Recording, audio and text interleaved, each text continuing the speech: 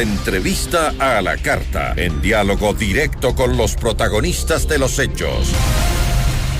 Nos acompaña a esta hora el presidente de la Ecuarunari, Carlos Zukusagñay. Carlos, ¿cómo está? Muy buenas tardes. Carlos, si me ayuda encendiendo su micrófono que está apagado, por favor.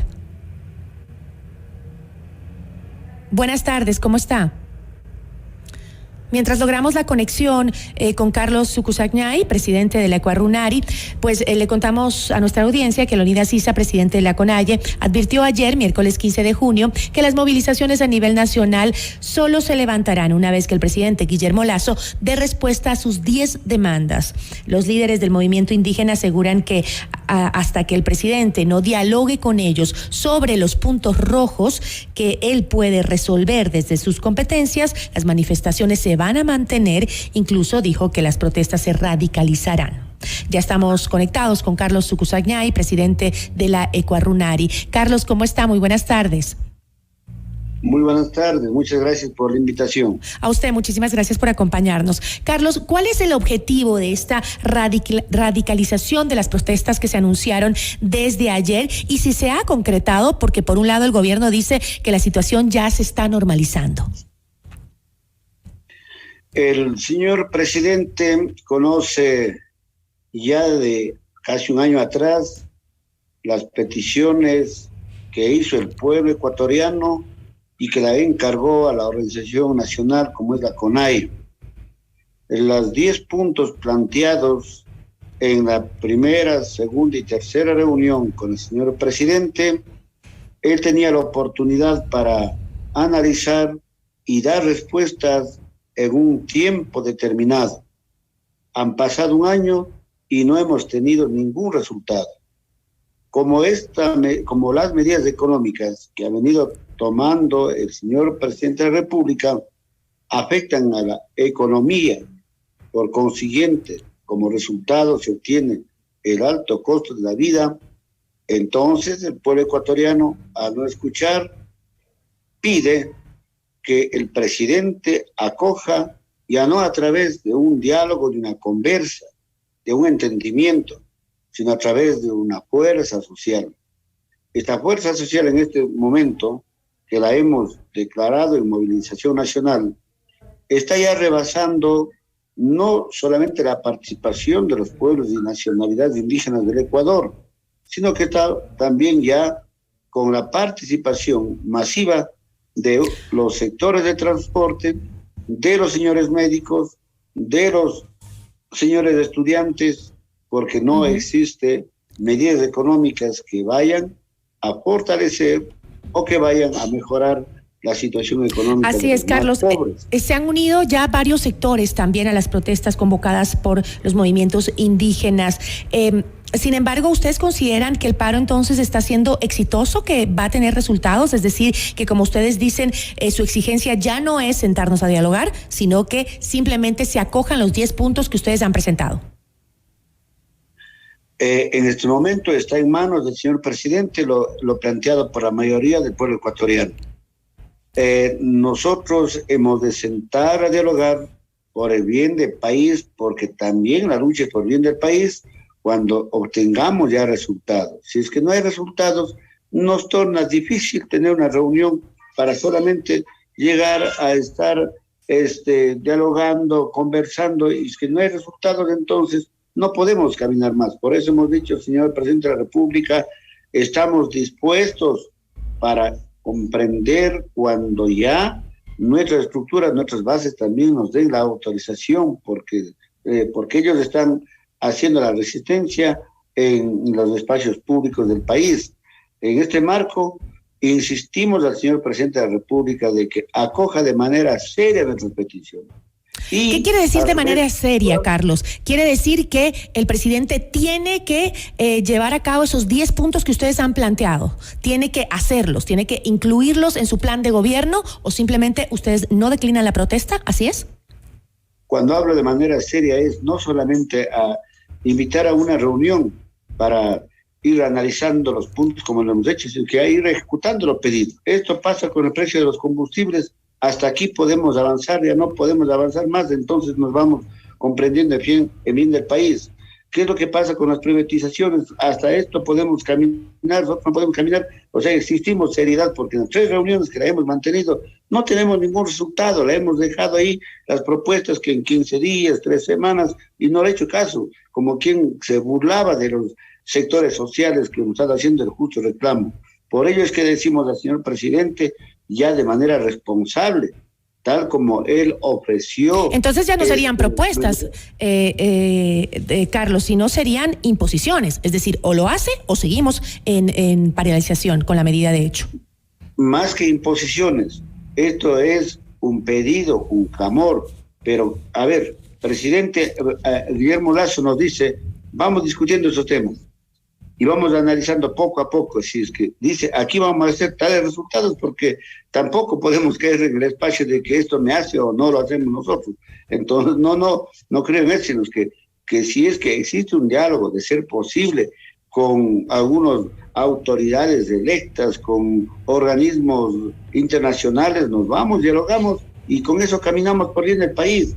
Nosotros no estamos luchando por un asunto particular, sino un impulso que hace frente a la crisis económica y al alto costo de la vida que está pasando en este momento. Usted verá, analizará cómo están en las calles haciendo los reclamos correspondientes. Por ello se están plegando algunas otras organizaciones. Carlos, no queremos en ningún momento no queremos ni desestabilizar la democracia, no estamos haciendo por actividad política con el absoluto respeto al país de los ecuatorianos, es porque hay una medida económica que está afectando la economía de los ecuatorianos. Pero, esto es el alto costo de la vida. Frente a lo que usted me está diciendo, ¿cuál es su postura ante las manifestaciones violentas que se han llevado a cabo en el marco de este paro nacional? Secuestro a policías, secuestro a fiscales, quema de vehículos del Estado, de la propiedad de la policía, que pagamos los ecuatorianos. ¿Cuál es su visión ante esto?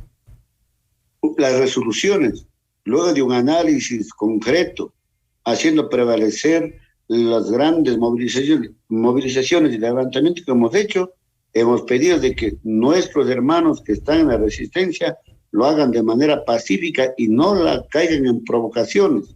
Si es que alguien se encuentra infiltrado dentro de estas movilizaciones y es el Estado quien tiene que precautelar esos daños que lo vienen haciendo, pero de manera clara a la República del Ecuador, a las ecuatorianas y a los ecuatorianos, nuestra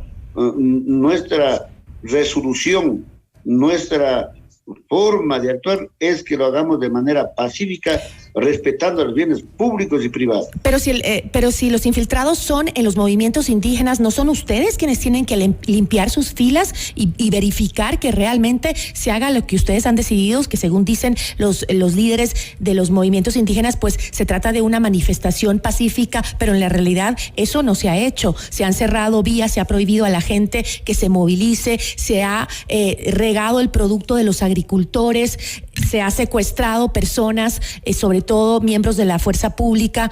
Eso no son manifestaciones pacíficas.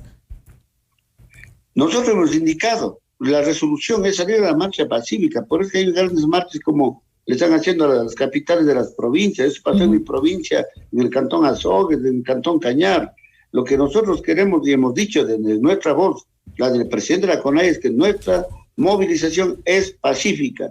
De ahí en adelante nosotros no nos podemos responsabilizar de lo que hagan cualquier otra infiltración que exista. Nosotros somos conscientes de Pero no es así, pues, Carlos. Le voy a poner un ejemplo. Acabo de conversar con Osvaldo Coronel, gobernador de Cotopaxi. Él dice que para liberar a los 7 policías que ustedes tenían retenidos igual secuestrados, porque eso es, a quien lo retienen en contra de su voluntad es secuestro. Eso dice la ley. Él tuvo que conversar con los líderes en Cotopaxi para que puedan soltar y liberar a los policías. Eso no son infiltrados. Si el gobernador de la provincia va y negocia y conversa con los líderes del movimiento indígena para que suelten a los policías, no se trata de que hay infiltraciones los que están haciendo los secuestros, sino son miembros y lo reconocen ustedes al negociar con el gobernador. Por eso no entiendo ese doble discurso. En efecto, nuestros compañeros, cuando también son agredidos por la fuerza pública, buscan la forma de cómo defenderse, ¿no es cierto?, frente a sus derechos también. pero el momento en que le retienen, el momento en que le cogen, no es para hacer ningún daño, sino simplemente ¿para qué? Para que también de nuestra parte no seamos agredidos por la fuerza pública. Por eso hemos dicho al señor presidente de la República, por favor, en sus manos está, y solucione lo más pronto posible este asunto. Vayamos, entendámonos, trabajemos y por favor, en función del país, soberanamente. Es lo que nosotros estamos pidiendo en este momento. No tenemos ningún otro afán. Y los sectores ecuatorianos, que usted la conoce bien, que estamos bien afectados en la economía, ese es el motivo de la razón fundamental, no hay otro motivo, y está en manos del señor presidente para que no siga sucediendo lo que está pasando. Inclusive en estos espacios pueda que propia nuestra organización pueda quedar mal como institución, porque la característica de nuestra organización ha sido siempre, usted la conoce, de forma pacífica.